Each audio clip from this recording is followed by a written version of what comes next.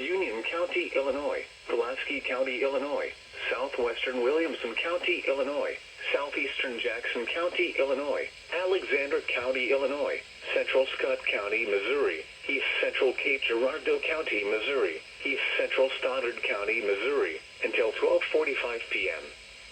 At 12:16 p.m., severe thunderstorms were located along a line extending from near Cedar Lake area to near Kelso to near Bell City, moving east at 50 miles per hour. Expected hazards include 60 miles per hour wind gusts and penny-size hail. This is a radar-indicated threat.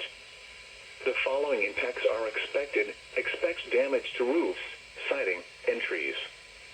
Locations impacted include Cape Girardeau, Scott City, Anna, Jonesboro, Orrin, Benton, Cobden, Dongola, Morley, Thames, Bell City, Haywood City, Horseshoe Lake Conservation Area, Olive Branch, Ware, Cedar Lake Area, Makanda, Olin, Phoebes, and Alto Pass. This includes the following highways: Interstate 57 in Illinois between mile markers 10 and 39. Interstate 55 between mile markers 72 and 86.